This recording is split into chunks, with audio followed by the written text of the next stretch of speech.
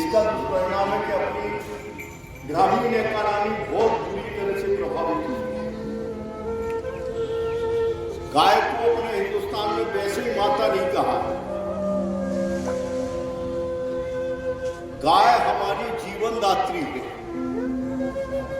ग्रामीण इकोनॉमी की आधारशिला है। और इसलिए अपने यहाँ पुरखों ने जितने भी हमारे यहाँ जो उपादान जो पथ्य पानी अपने धर्म के सारी चीजें जो निर्धारित किए हैं, ये सब वैज्ञानिक है। बिना इसके जीवन आपका सुव्यवस्थित और स्वस्थ रह ही नहीं सकता।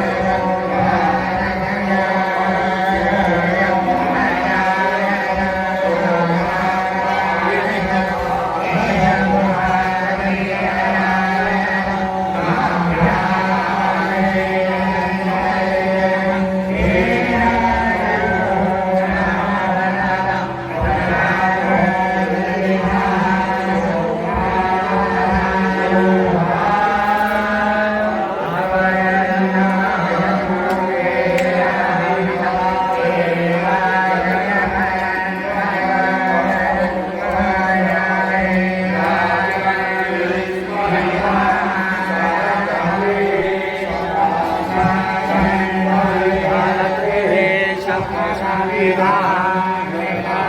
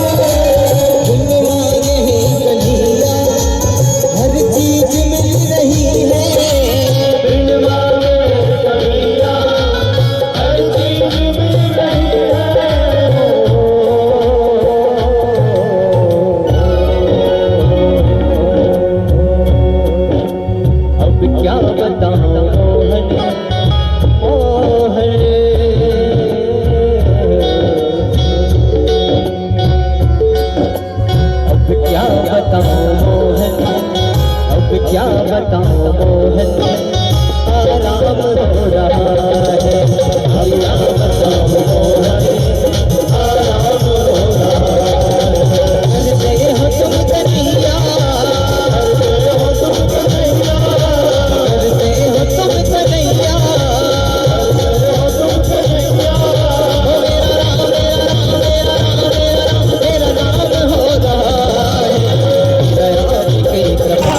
करते हो तुम कन्हैया, करते हो तुम कन्हैया। ओ मेरा राम मेरा राम मेरा राम मेरा राम मेरा राम मेरा राम मेरा राम मेरा नाम हो रहा है।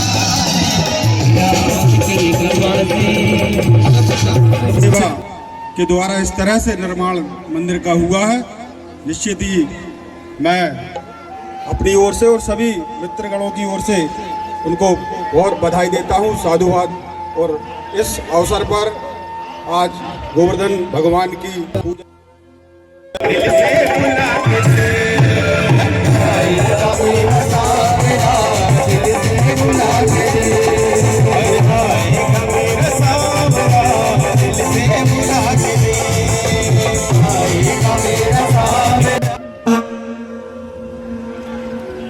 ये सारे कलाकारों को अभिनंदन। श्री राम जानकी बैठे मेरे सीने में।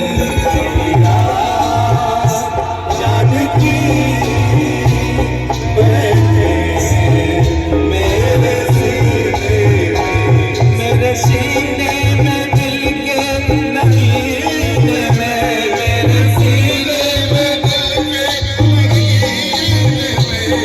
श्री राम जानकी बैठे मेरे सीने में। श्री राम।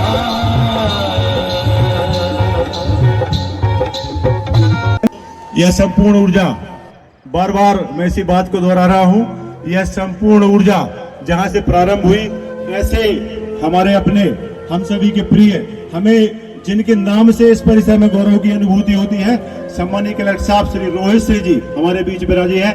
हम सभी उनका अभिनंदन करते हुए हर्षित हैं, उन्हें यहाँ पाकर हर्षित है। राम काज में आपका सहभाग, आपका आशीर्वाद ऐसे ही हम सभी को प्राप्त होता रहे। ऐसे भाव के साथ हम पूरे उत्साह के साथ, उमंग के साथ उनका अभिनंदन कर रहे हैं, वंदन कर रहे हैं। मैं आदरणीय अखिलेश जोशी जी से आग्रह करूंगा, कलेक्टर साहब का श्री राम नाम दुपट्टे से अभिनंदन करेंगे। यह अभिनंदन नहीं, यह ऊर्जा है जो उनके द्वारा हम सभी को प्राप्त है। उदय जी से आग्रह कर रहा हूं कि उन्हें बजरंगबली की टोपी, यही ऊर्जा उनके द्वारा हम सभी को प्राप्त हुई है, उससे उनका अभिनंदन करेंगे। क्षमा साहित्य विनोद नेमा जी हम सभी के बीच हैं। इस पूरे परिसर के कायाकल्प में उनका निरंतर मार्गदर्शन, आशीर्वाद हम सभी। दक्षिणे लक्ष्मणस्य वामे च जनकात्मजा पुरुतो मारुतिर्यस्य तम वंदे रघुनंदनम। जिसके जो विग्रह हमारे इस राम मंदिर में स्थापित है, जिनके दक्षिण और दाहिने हाथ में भाई लक्ष्मण जी हैं, बाएं हाथ में जगत जननी जनक सुता जानकी हैं, और पुरतो मारुतिर्यस्य, और जहाँ इनके सामने हनुमान जी विराजे हों, ऐसे श्री रघुनंदन को मैं प्रणाम करता हूँ। यहाँ हमारे इस राम मंदिर परिसर में आदरणीय श्री आचार्य जी भी, कुलपति रीवा विश्वविद्यालय, अध्यक्ष प्रताप विश्वविद्यालय जी यहाँ उपस्थित हैं। मैं उनको भी प्रणाम करता हूँ और ये सभी राम भक्तों को भी सादर नमन करता हूँ, उनका वंदन करता हूँ। और बहुत बड़ी जिम्मेदारी देने का प्रयास मंच संचालक महोदय ने की है, मार्गदर्शन देने की। बिल्कुल भी वो क्षमता मुझ में नहीं है। राम ही आदर्श हैं, राम ही ध्येय हैं, राम ही मार्ग है और राम ही मार्गदर्शन है। इसमें यार कुछ कहने की आवश्यकता नहीं है। और आज किसी सज्जन से मेरी बात हो रही थी तो अचानक एक संवाद हृदय में आया, एक बात हम लोग करने लग गए कि राम की चरित्र की जब बात आती है और राम मंदिर परिसर में जब हम लोग खड़े हैं तो उसकी प्रासंगिकता और ज़्यादा प्रमाणित हो जाती है कि राम का चरित्र ऐसा है कि राम का नुकसान आप कर देंगे तो राम कभी कुछ नहीं कहते हैं, राम को कभी चिंता नहीं होती उनके नुकसान की। जब भरत जी, क्योंकि दीपावली का अवसर था, अभी है, मेरा मन था कि दशहरे पे भी आऊं, मेरा मन था कि मैं दीपावली पे भी आऊं। हुआ कुछ यूं कि दोनों ही अवसरों पे आना नहीं हो पाया। तो मैंने कोशिश की समझने की ऐसा हुआ क्यों। तो हम सब तो राम के अनुचर हैं, तो पहले जब राम का चरण पढ़ेगा तब जाकर के अनुचरों का चरण पढ़ पाएगा। तो पहले जब राम का आगमन हो गया दीपावली में, और जब 11,500 दीपक जब इस राम मंदिर परिसर में जलाए गए, तभी उसके बाद हम सब लोगों को अनुमति मिल पाएगी ना आने की। तो हम लोग बात कर रहे थे कि उस संवाद की जो मन में आज आया कि जब भरत जी चले रामचंद्र जी को लेने, ये राम जी को, माँ जानकी को, लक्ष्मण जी को कि चलिए वापस, तो मची खलबली। उन लोगों ने जो व्यवस्था बनाई थी कि अगर जो भरत गए और राम को लेके चले आए तो वहां क्या होगा, लंका में वो व्यवस्था कैसे बनेगी। तो आपस में विचार विमर्श होने लगा जैसे आप सब करते हैं। तो इंद्र जी ने सुझाव दिया कि राम तो मर्यादा पुरुषोत्तम है, राम तो साक्षात विष्णु, उनको रोकना संभव नहीं। बेहतर है भरत जी को पकड़ा जाए, बेहतर है भरत जी को रोक लिया जाए तो सब कुछ मामला रुक जाएगा। संभवतः बृहस्पति जी थे, वो गुरु हैं देवताओं के, उन्होंने समझाया कि इंद्र जी या सुरेश, आप सब करना, ये मत करना, क्योंकि आप जानते नहीं कि भरत चीज क्या है ना। भरत का थोड़ा सा भी नुकसान जो हुआ तो राम को बर्दाश्त करना किसी के बस की फिर बात नहीं है ना। कि भरत वो शख्सियत है कि भरत सरिस को राम स्नेही, जग जप राम, राम जप जेहि। पूरा जगत जिस भरत को जपता, राम को जपता है, वो राम भरत को जपते हैं। ऐसे भरत का चरित्र है, उनको टच मत करना आप गलती से। और उन्होंने ये भी कहा कि सुनो सुरेश, रघुनाथ स्वभाव, निज अपराध रिसाय न काऊ। मैं राम के चरित्र को बताता हूं सुरेश यानी इंद्र, कि रघुनाथ के स्वभाव को आप जान लीजिए कि अपने उनका नुकसान करोगे तो कभी उनको रिस नहीं आएगी, कभी उनको गुस्सा नहीं आएगी। पर जो अपराध भगत कर करई, राम रोष पावक सो जरई। अगर आपने उनके भक्त का नुकसान कर दिया तो वो क्रोध राम का अग्नि के समान होगा और भस्म करता चला जाएगा। तो वो टच मत करना भरत जी को, ये ऐसे राम है। और फिर उसमें कहते हैं कि लोकब वेद विदित इतिहासा, यह महिमा जाने ही दुर्वासा। और वो ये भी कहते हैं कि यही नहीं, लोकब वेद भी कहते हैं, इतिहास को भी विदित है, और यह महिमा दुर्वासा ऋषि भी जानते हैं। दुर्वासा जी की हम लोग जानते हैं कि बहुत क्रोधी स्वभाव के रहे हैं, और आते हुए हमेशा क्लाइमेक्स पे ही रहे। जब द्रौपदी जी ने खाना खा लिया तभी वो आए, भगवान कृष्ण को हस्तक्षेप करना पड़ा, व्यवस्था बनानी पड़ी। ऐसे महाराज अम्बरीश भगवान के भक्त थे, और जब दुर्वासा जी को आना हुआ तो संदेश उनके पास गया, और महाराज अम्बरीश, कोई बोर तो नहीं हो रहा है? महाराज अम्बरीश भगवान के भक्त थे और एकादशी का व्रत करते थे। तो जब एकादशी का वो व्रत करते थे तो व्रत के नियम होते हैं, और अगर नियम टूटा तो व्रत भी टूटा। तो उसमें ये व्यवस्था थी कि शाम को आपको व्रत तोड़ना है इन व्यवस्थाओं के अंतर्गत। अब दुर्वासा जी का संदेश आया, पहुंचा कि वो पहुंचने वाले हैं, तो महाराज स्वागत में जुड़ गए। लेकिन जैसे कहते हैं कि अगर महर्षि दुर्वासा अगर आने में लेट हो गए तो उनसे कौन पूछे कि क्यों लेट हो गया। समरथ को नहीं दास दोष गोसाई, रवि पावक कोई तो बोले, सूर सर की नाई। तो अब वो तो सर्व समर्थ है दुर्वासा जी, उनसे कौन पूछेगा। अब वो लगे व्यवस्था, और होने लगा लेट, तो लगा कि अब करें क्या।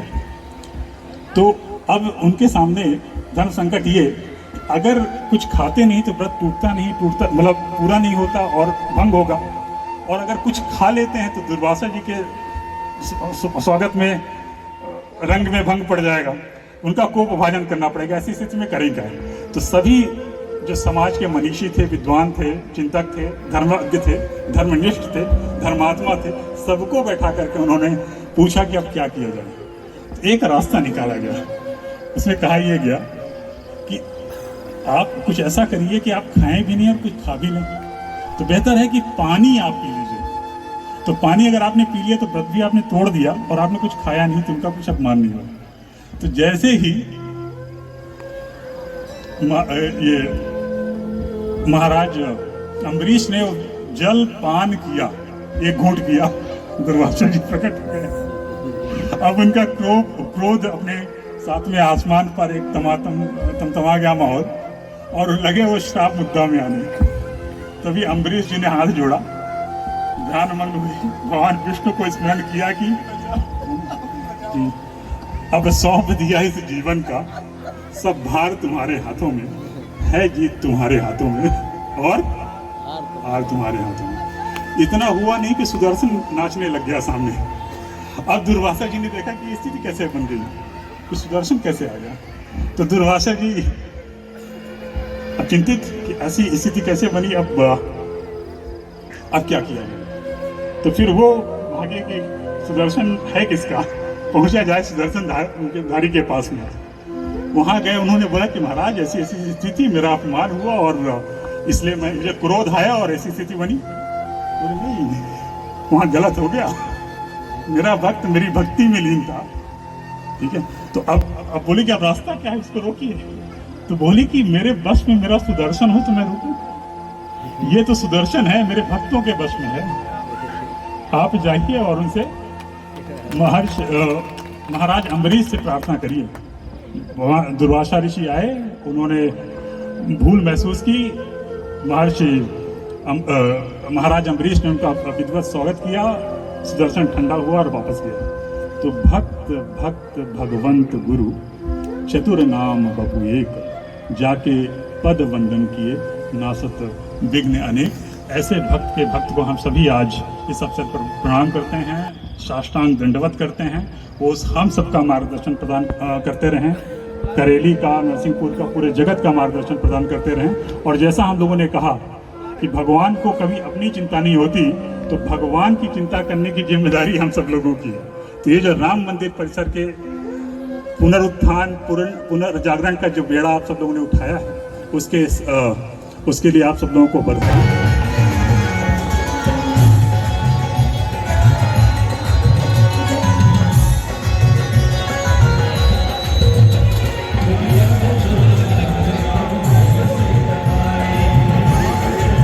परिवार की तरफ से हार्दिक अभिनंदन करता हूं, स्वागत करता हूं। और अन्नकूट के आज इस कार्यक्रम में जो मुझे पहली बार मुझे सौभाग्य मिला है यहाँ शामिल होने का। गत वर्ष भी मैं यहाँ था, लेकिन अनफॉर्चुनेटली मैं गत वर्ष शामिल हो नहीं पाया था। आज मैं पहली बार शामिल हुआ हूँ और मैं आज देख के बहुत इस कार्यक्रम को अभिभूत हूँ कि इतना अद्भुत कार्यक्रम यहाँ होता है। और मैं ईश्वर से, भगवान राम से प्रार्थना करता हूँ कि ये कार्यक्रम हर साल दिन दूनी और रात चौगुनी प्रगति करे, और इन सब चीजों से हमारी आने वाली पीढ़ी को हम अपने हिंदू संस्कृति से उनका परिचय करा सकें, हम अपने सनातन धर्म से उनको रूबरू करा सकें। ये हमारी कोशिश है और हम इसमें उत्तरोत्तर उन्नति करें, यही मेरी भगवान राम से प्रार्थना है, यही कामना है। धन्यवाद। धन्यवाद आदरणीय साहब का।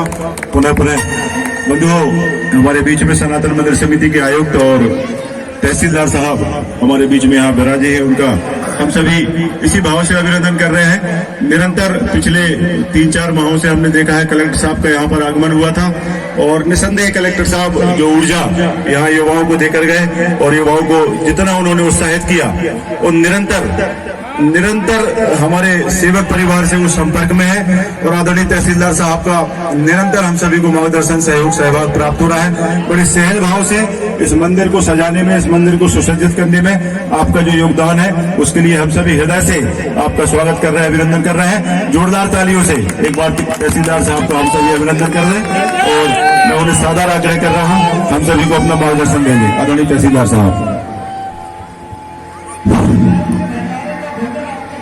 बोलिए भगवान पुरुषोत्तम मर्यादा श्री राम की जय। समिति के सभी सम्मानित साथियों, परिसर में उपस्थित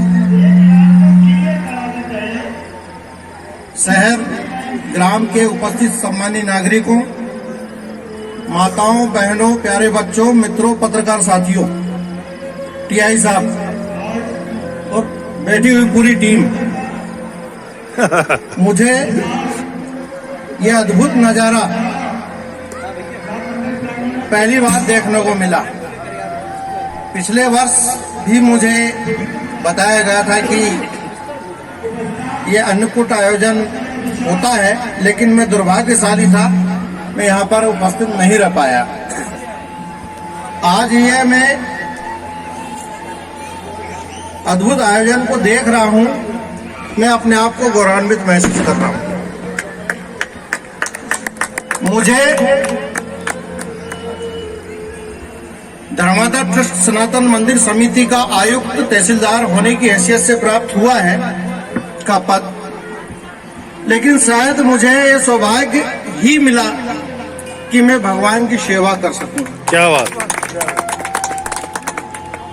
इसके लिए भगवान की शक्ति और सम्मानित नागरिकों का जो मुझे आशीर्वाद और सहयोग मिला वह अद्वितीय रहा। अभी बहुत कुछ करना शेष है, लेकिन इस परिसर के अंदर जो कुछ हो रहा है वो सब आपके सहयोग से ही हो रहा है। और मैं आशा और उम्मीद करता हूं और निवेदन करता हूं कि ये राम मंदिर का परिसर आपका है, आपके शहर का है।